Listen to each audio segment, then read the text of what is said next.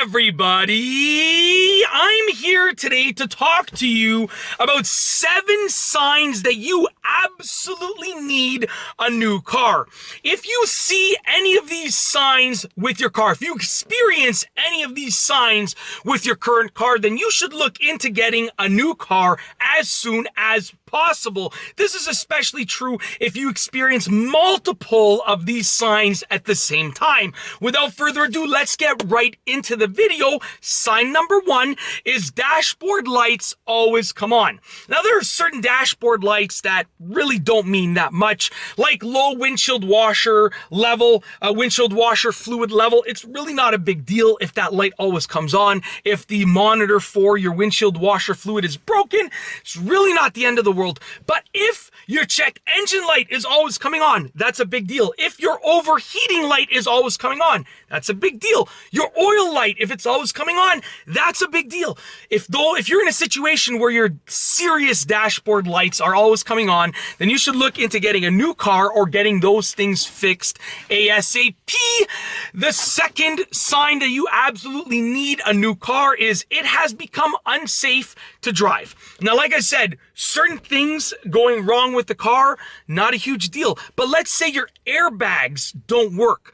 Well, now your car can be unsafe, okay? It can easily be unsafe to drive. Let's say your ABS braking doesn't work and you live somewhere where it snows often and there's lots of ice on the road often. Well, now your car has become unsafe to drive. You don't want to drive something that's unsafe. So if it's unsafe to drive, then you should definitely get a new car or get it fixed ASAP. But like I said, sometimes it's just worth it to get a new car instead of fixing it. And that goes hand in hand with sign number 3, which is repairing it will cost you more than what it's worth. Let's say your transmission goes on your car and it's going to cost you $5,000 to fix. I'm just throwing out a random number, but your car is only worth like $1,000 if you sell it. It's not worth it to fix it. You just got to scrap the car or sell the car for what you can get and then get a new car. If repairing it costs more than the actual value of the car and the car doesn't really have any sentimental value to you, then you should look into getting a new car.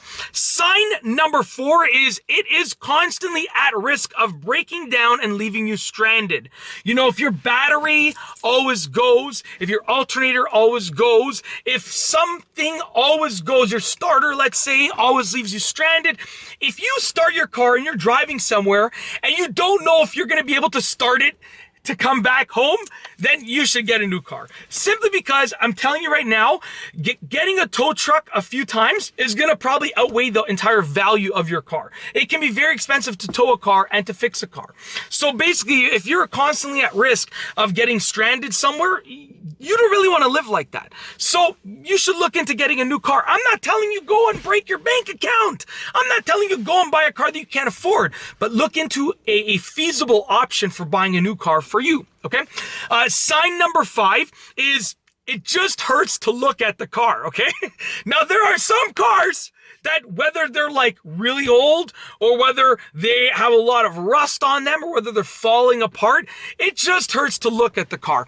My old car, my 2009 Honda Civic Si, that if you are a longtime fan of this channel, you remember that car, my red Civic. I love that car. But towards the end of it, it was just really a pain to look at. The bumpers front and back were falling off. There was a huge dent in the fender. It was just a pain to look at. There was lots of stuff wrong with the exterior of the car. It lost its wow effect of when I saw that car when I first got it. I was like, wow. But then many years later, after all of the damages, I was like, whoa. You change your perspective. Okay. Sign number 6 is that it has accumulated a lot of mileage. Now, don't get me wrong, modern cars can last many, many miles. You can easily have a car that will last you 250,000, 300,000 kilometers if you take care of it. But, once you get past that point, it's really at risk of breaking down. Don't get me wrong, I know cars that have 1 million kilometers. I've seen cars that have 1 million kilometers on them, but that's extremely, extremely rare. Last but not least is sign number 7, which is you have outgrown it, okay? Now, in terms of, let's say, a family factor, maybe you've outgrown it, like my old Civic. two-door car, you know, it was a coupe car, very small. When we had our first child, we were already like, okay, it's not really the best option for us. Now that we have two kids, I was like, yeah, they're definitely not a good option at all, okay? So, you know, we outgrew it right away for the most part. My wife and I, my family I'm talking about. Even financially, you can outgrow a car. Let's say you bought a car for 20 grand when you were making an income of like 50 or 60,000, which would go hand in hand with, you know, spending about a third of your income on your car with my little rule that I use. So let's say you bought a car for 20 grand and you were making 60 grand, and now you're making $250,000 a year, okay? Listen, there's nothing wrong with driving a $20,000 car, even if you're making $1 million a year, but maybe you want to upgrade a little bit. Maybe you've outgrown it. I'm not about only driving fancy cars, but you know what? You could treat yourself when you've when you've quadrupled your income, you can treat yourself to a car that's worth a little bit more. It's as simple as that, you know? We're only here once, so you might as well treat yourself when you can afford to, right? It's as simple as that. So maybe you've outgrown it, and that's another sign that you need a new car. But that's it. Those are 7 signs that you absolutely need a new car. If you like this video, be sure to give it a thumbs up. Let me know what you think down below as a comment. And of course, be sure to subscribe for more great car and driving videos just like this one. And that's all I have for you today. Thanks for watching.